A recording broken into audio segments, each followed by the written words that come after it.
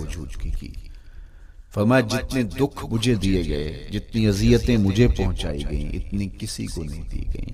پیدا ہوئے تو حضور کے باپ کا سایہ سر پہ نہیں تھا. پھر اس کے بعد حضور مختلف مراحل سے گزرے. 6 سال کی عمر میں ماں کا انتقال ہو گیا.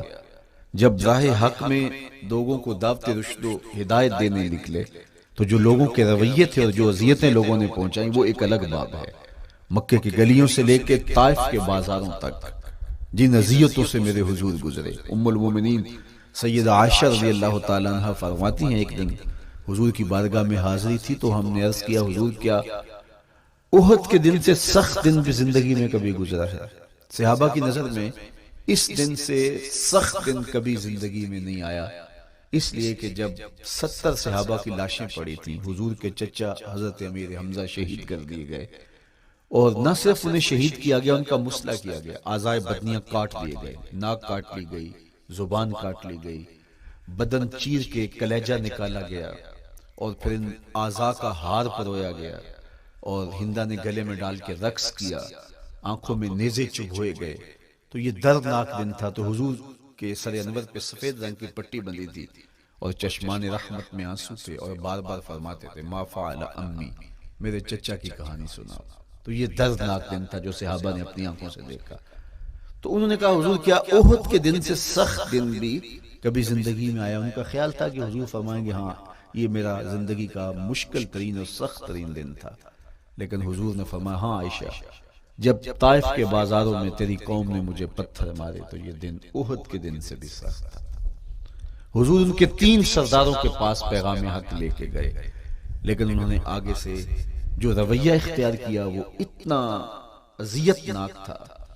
حضور نے فرمایا کہ ٹھیک ہے میں تمہاری خیر خواہی کا جذبہ لے کے تمہارے تک پہنچا ہوں، تم نے میری دعوت کو قبول نہیں کیا، تمہاری مرضی، تمہارا مقصود.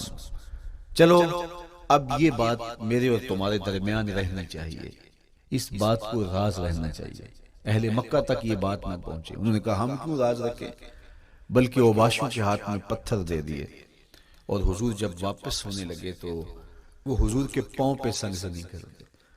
حضور اپنا ایک پاؤں اٹھاتے تو دوسرے پاؤں پہ مارتے. شدت درد اور احساس کرب سے حضور بیٹھ جاتے تو ان کے غنڈے دائیں بائیں سے بڑھتے اور کندھوں سے پکڑ کے حضور کو اٹھاتے اور مشق سنگسنی کرتے. نالین خون سے بھر گئے، لخت لخت زخمی ہوا. اللہ اکبر، کیا دردناک لمحے تھے، کیا تکلیف بری گھڑیاں تھی. تو کہا کہ جب طائف کے بازاروں میں تیری قوم نے مجھے پتھر مارے تو یہ دن احد کے دن سے بھی سخت تھا. اچھا جب حضور پر اس طرح آلام و مصائب ٹوٹ پڑے تو حضور کے ساتھ جو صحابہ تھے انہوں نے کہا حضور ان کے لیے بد دعا کر دیجئے. تو میرے حضور بولے میں رحمت بن کے آیا ہوں، میں رحمت بن کے آیا ہوں. اللہ اکبر، ان کا تقاضا پہم بڑا تو حضور کے ہاتھ اٹھ گئے. اور پھر حضور نے جو کہا سنیے، اللہم اہد قومی فإنہم لا یعقلون، اے اللہ میری قوم کو ہدایت دے دے، یہ مجھے جانتے نہیں، اگر جانتے تو ان کا میرے ساتھ یہ رویہ نہ ہوتا. تو پتھروں کے جواب میں دعائیں دینا پیغمبروں